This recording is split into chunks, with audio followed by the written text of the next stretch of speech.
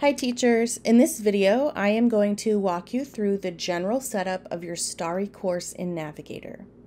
We're going to look at what things look like from your side and what actions you can take. Once you log into your Gooru account, you're brought right to your classrooms page. You'll already have your classes rostered and set up. I only have one class, but if you teach multiple Starry courses, you might have more than one class card. Before I get started, I'm going to just double check my roster. You can do that by clicking on the wheel or gear icon on your class card like I am here.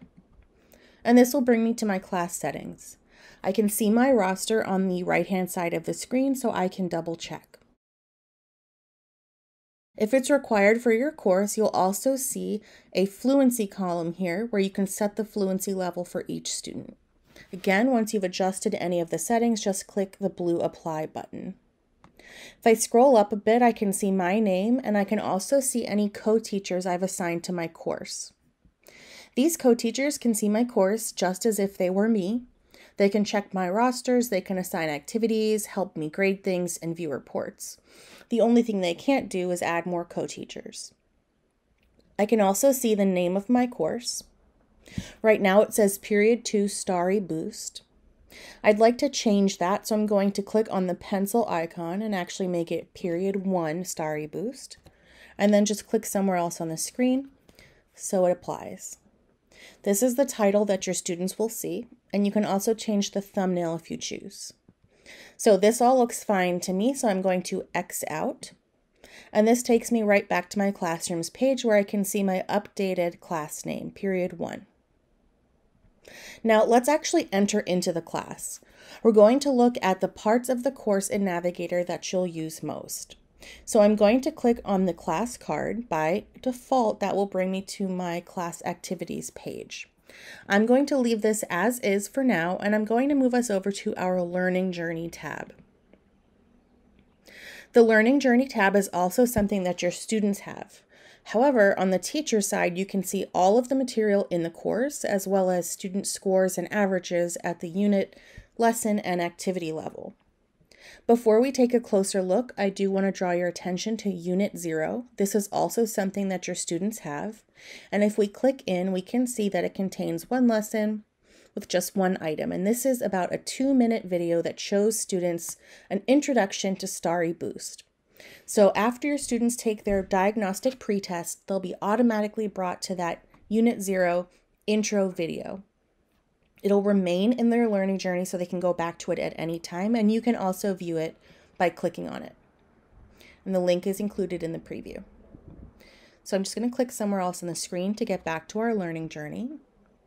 So I can see all of the units in my course. So I've got Unit 0, and then I've got my content from Unit 1 down to Unit 10. And you can also click on a unit to see the lessons and activities it contains. So if I come down to long vowel sounds, I can click on that. I can see Unit 6, long vowel sounds, contains 6 lessons. And if I click in on a lesson, I can see what it contains. So Lesson 2 has lots of practice and assessment opportunities for my students. You can take a closer look at what these are by clicking on them to preview, just like we did with Unit 0. So I can see that this particular assessment preview shows me with the student instructions to click the blue arrow to hear the word, and then they'll hear it in a sentence, and the instruction is to type the word that you hear, and then we can see the correct answer. So you can preview it this way, and you can also click the play button in the upper right-hand corner of the window to preview it as a student would see it. So I'm going to click out. And now let's look at some of the data that you can see at your learning journey. So I can see all of this information at the unit level, and it's color-coded to draw your eye to places where your students might be struggling. So 80% and above shows up in green. So that's mastery or proficiency level shows up in green, and these are averages. So I can see the average score on all assessments in Unit 1. It's an 83%, and I've had 3 students complete work in that unit so far. My eyes are instantly drawn to these 3 orange units. So that's sort of the next level down where there's some struggle. Students on average are approaching mastery, but they're not quite there. And then if there's significant struggle, so 50% or below, that'll show up in red at the unit level to really pull your attention to it and say, this might be something I need to reteach in class or focus on. So let's click on Unit 6 again, long vowel sounds, and I can see at the unit level I've had one student work, and the average score on those assessments in the unit for that one student is 100%. So as more students work, this value will change and this value will change. Okay, so if I click on this, I can see specifically that the one student that has worked on Unit 6, Lesson 3. And again, I can see that's 100%. So you can get additional information here by clicking on the lesson itself to see scores by activity. Or you can click on this score here to take a look at what's going on in that lesson. So I can see the student's name and I can see their score. Clicking in allows you to see the individual questions that the student worked on. So again, as you have more students working, you'll have more students listed for each lesson, and you can sort by their name, which is default, or you can actually sort by their scores. So if you have a long list of students here, you can sort by scores to group them and figure out who gets this, ready to move on, and who is really struggling and might need a little extra attention. So any of these scores that you see are clickable, and you can view them to get more information about who's been working. So again, at the unit level, I can see that my students have done decently on Unit 1. There's some struggle in Units 2, 3, and 4. And then Units 5, 6, 7, and 8, I've had one student work and with success. So again, this tab that we're on shows you your class learning journey, which is all of the material in the course and a high-level overview of how your students are doing on each individual item. So on the left-hand side of the screen, you can see your students listed, and you can click on any of them to see what they have been working on. So if I click on Evelyn, I can see that student's individual learning journey. So if I scroll down a bit, I can see that Evelyn actually hasn't completed any work. So I'm assuming these 2 minutes were spent on that Unit 0 video. So that's why there's no scores showing up here. But there we go. So I can see that time that has been allotted to Evelyn is from her Unit 0 Introduction to Starry Boost video.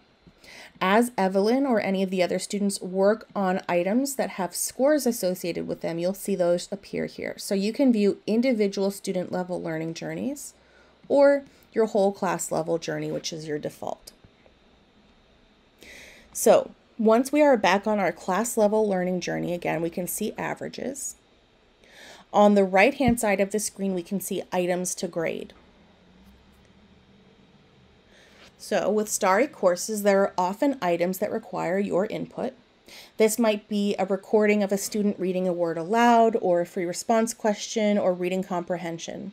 Those things require your input.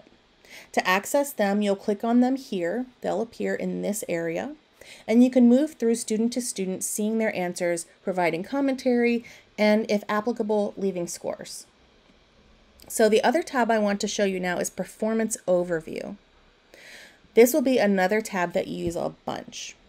Think of it like your data dashboard. Whereas the learning journey showed you the course material, the performance overview gives you another way of looking at your data.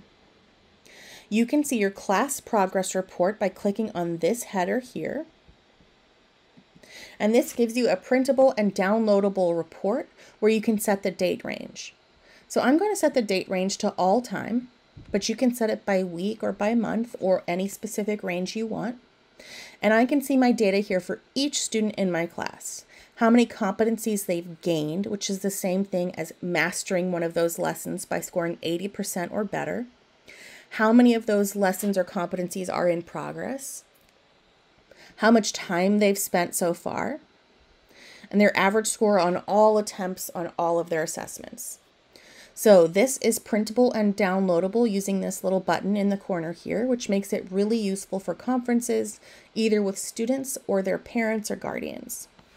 So I'm just going to take you back out one more time to show you where I got this.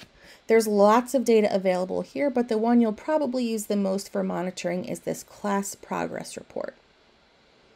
I recommend that you check it routinely and you communicate with your students and potentially their parents and guardians about progress.